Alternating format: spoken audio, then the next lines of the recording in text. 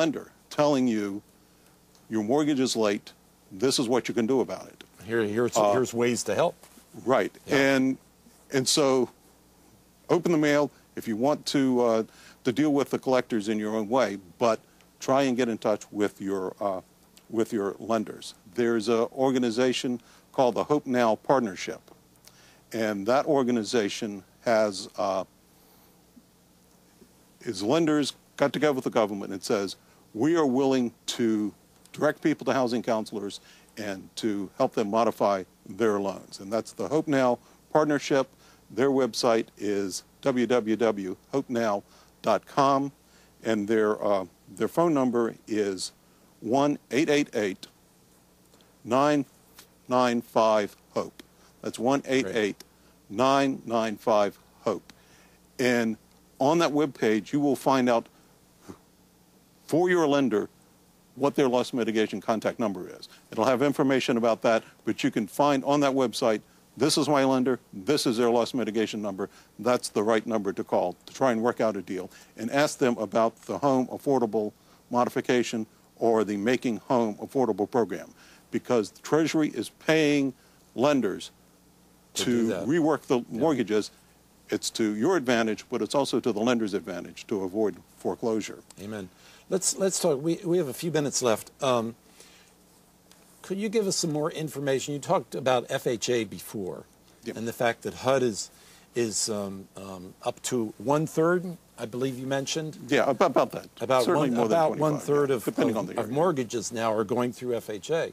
How can somebody find out some more information about FHA and its various requirements and opportunities? Well, of course, the www.fha.gov website is good. 1-800-CALL-FHA will give you that information.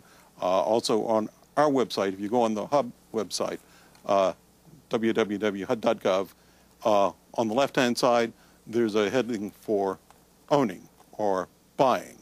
If you're buying, click on that, and it'll give you information about FHA. Fortunately, every lender is an FHA-approved lender, so FHA mortgages or market-rate mortgages, they're made by private lenders. So shop around to get the best interest rate. Great, thank you. There are two ways that FHA can help people. One is if they're buying a home, it's 3% cash, not really down payment. It's actually less than 3% down. It's affordable, but the other thing you can do is refinance an existing mortgage. And so if you have a subprime high interest mortgage or a teaser rate, then if you can refinance into a fixed rate, market rate, FHA insured, so it's affordable, it's not going to be 10% like some subprimes are. So that's a good alternative, and that's a big part of the increase in the FHA work is refinancing people out of their current mortgage into a more affordable FHA mortgage. Absolutely. Thank you. Thank you. In the 2 minutes or so we have remaining, I wanted to go back to fair housing, and if you could please give us some contact information about how folks can find out more about their fair housing rights and about how to file a complaint, please. Well, they can find out about fair housing by going to our website, which is hud.gov.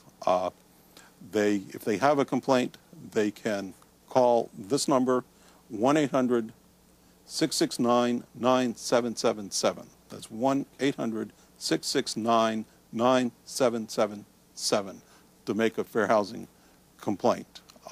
It's important for people to understand that people have certain rights in fair housing, and you could violate someone's rights without meaning to and get in big trouble. Things we see very common are issues with reasonable accommodations for people with disabilities, say they need a parking space.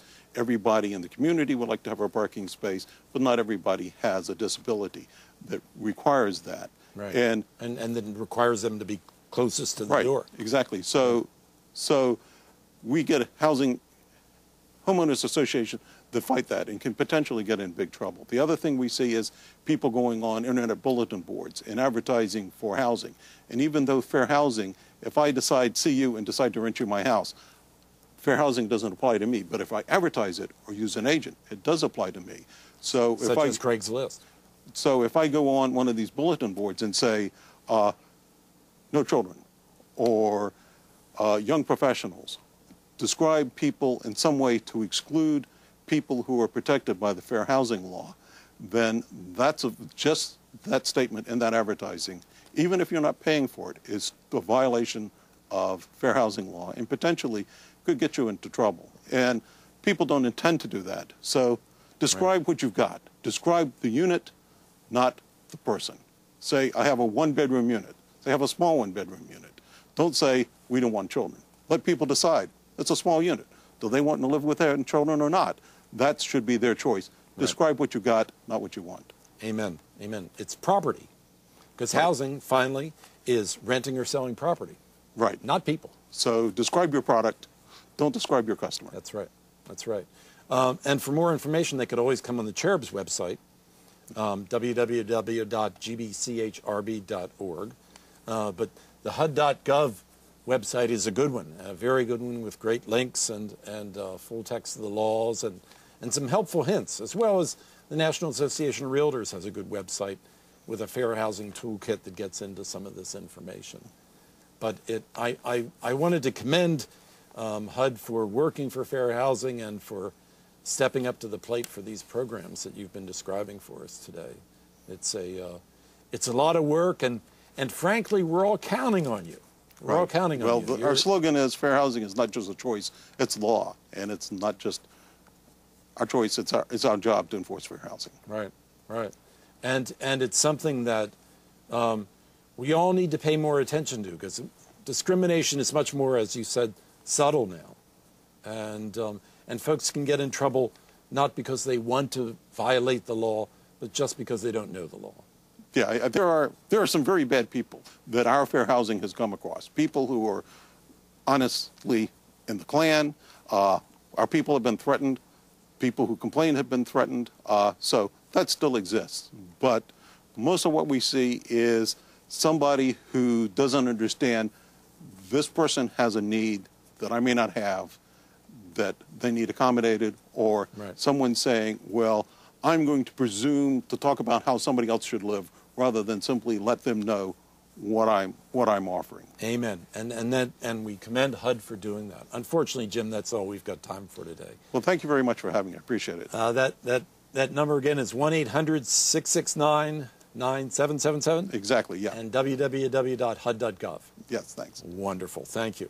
For Neighborhood Beat, that's all we have time for today. I want to thank our guest, Mr. James Kelly, Field Office Director for the Baltimore Field Office of the U.S. Department of Housing and Urban Development. Thank you, Jim. Thank you, Bill. Keep up your good work for all of us. Thanks.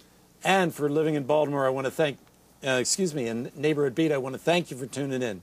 Let's try to be a good neighbor out there in all of our neighborhoods, and we'll see you next time.